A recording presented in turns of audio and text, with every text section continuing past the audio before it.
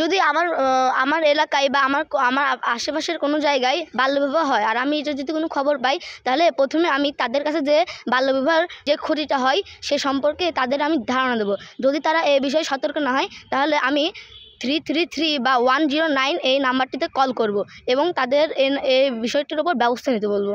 আমার মনে হয় নারী এবং পুরুষ উভয়ের ক্ষেত্রে বাল্যবিবাহ যথেষ্ট কুফল রয়েছে, কিন্তু এক্ষেত্রে নারীদের জন্য কুফলটাই সবচেয়ে বেশি বলে আমি মনে করি। নারীদের যদি অকালে বিবাহ হয়ে যায়, তাহলে তারা পড়াশোনা থেকে বিমুখ হয়ে যায়, এতে তারা উপযুক্ত শিক্ষার সুযোগ পায় না। অপরদিকে যে কিশোরী নিজেকে সামলাতে পারে না, সে পরিবার কিভাবে সামলাবে, তার স্বামী তার শ্বশুরবাড়ির দায়িত্ব কিভাবে নিবে, এবং অকালে বিয়ে হওয়ার ফলে সে অকালে গর্ভধারণ করে 18 বছর অথবা 20 বছরের আগে যদি সে গর্ভধারণ করে, তাহলে সে অপুষ্ট বাচ্চা জন্ম দিতে পারে, এতে তার স্বাস্থ্যহানি ঘটতে পারে। আমার দৃষ্টিতে বাল্যবিবাহের সবচেয়ে বড় কুফল হলো যে সে কিশোর বা কৈশোরীর পড়ালেখার অনেক বড় ক্ষতি হয় এবং তারা যদি কোনো সন্তান নেয় তার অনেক বেশি সমস্যা হয়।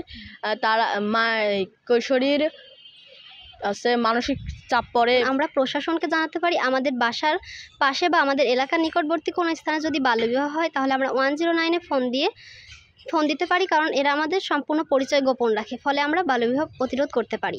এখানে আরেকটা বিষয় হচ্ছে পিতামাতা সচেতনতা। যদি আমাদের পিতামাতা সচেতন থাকে, তাহলে কখনোই আমাদের বাল্যবিবাহ দিবে না, এটাও একটা প্রতিরোধ। আবার আমাদের বাবা মা যদি শিক্ষিত হয়, পরিবারের সদস্যরা শিক্ষিত হয়, তাহলে আমাদের বাল্যবিবাহ দেবে না। এভাবে আমরা বাল্যবিবাহ প্রতিরোধ করতে পারি।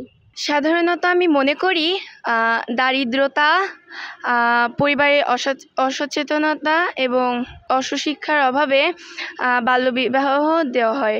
তাদের মা বাবাকে বোঝানোর চেষ্টা করব, তারা যদি না বোঝে তাহলে আমি 109-এ ফোন দিয়ে তাদের রোধ করব। এখানে আমরা ফোন দিলে কোনো বিপদে পড়বো না। আমার পিতা মাতাকে বলবো রোধ করার জন্য।